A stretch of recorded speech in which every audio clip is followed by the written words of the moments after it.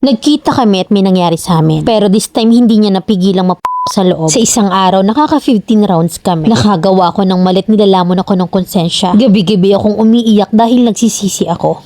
Broken family kami at ngayon nga ay 27 na ako. May isang anak na 2 years old at may kinakasama. Yes, kinakasama kasi hindi pa naman kami kasama. High school pa lang kami, jowa ko na siya at umabot kami ng 7 taong relasyon namin bago kami nagsama. Mabait, walang bisyo, good provider naman siya, as in wala akong masabi sa kanya. Pero sinubok kami. Lagi kami nag-aaway dahil sa kakulangang financial at dahil may naging barkada ako dito malapit sa amin bagong lipat sa tapat ng bahay namin. Di sila pamilya kundi isang grupo ng kalalakihan na nagtatrabaho sa isang company. Naging close ko yung dalawa sa kanila kaya yun yung dahilan kung bakit nag-aaway kami ng kinakasama ko. Dumating sa point na hindi na niya ako nakakatabing matulog dahil nakikipagkwentuhan muna ako sa dalawa na naging ka-close ko. Umaabot ng madaling araw yung isang naging super close ko dahil laging inaasar ako at nakaka-chat ko na rin. Binata siya, 24 years old, gwapo, medyo maputi, mabait din at lagi akong nililibre sa tuwing nagtatambay kami. At walang kaalam-alam yung kinakasama ko na nagkaka-chat na kami ng guy. Dumating sa point na parang nafe-feel ko na may gusto na ako sa kanya. Umiiwas ako pero nagpapapansin siya na lagi niyang kinukuha yung attention ko. Hindi na rin ako lumalabas tuwing gabi para maramdaman niya na umiiwas na ako at hindi na rin ako nagre-reply sa mga chat niya. Pero malakas talaga ang dating niya. At parang lumalayo ako lalong napapalapit. Na lalong napapamahal ako sa kanya. Hanggang sa nagtuloy-tuloy yung chat namin hanggang sa isang araw ay nagkaaminan na kami at naging kami ng guy. May guilt sa puso ko pero mas mahal ko na to kaysa sa kinakasama ko. May 2, 2025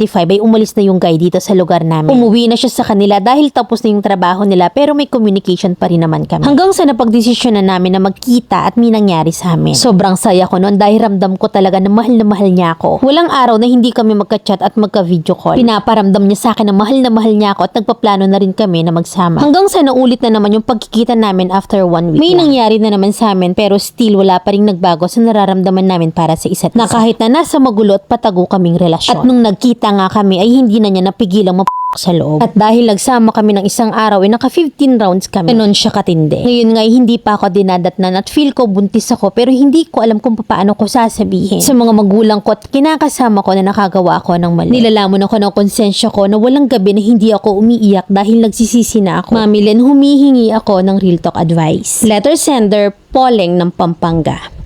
Nilalamon ka ng konsensya pero naka 15 rounds. Okay ka na, nahimasmasan ka na. May nabuo na kasi eh. Yun ba namang 15 rounds walang protection? Malmang kamot, bayong-bayo ang palay. Tapos ngayon yung ungol na palitan ng hagulgol. Gipit financial na imbes na trabaho, lalaking malibog ang hinana. Nakakabusog yon. Sabi mo pa, sinubok kayo. Hindi kayo sinubok, nangati ka. Panindigan mo yan, aminin mo, pasustentuhan mo sa lalaki mo. Hindi mo deserve yung partner mo. Mga klase nyo, hindi deserve ng second chance. Inabuso mo eh, abusado ka. Cheating is always a choice. Swerte mo kung bigyan ka, but remind ko lang sa mga taong nagbibigay ng chance sa mga nag-cheat na ang pagpapakatanga minsan choice nyo rin.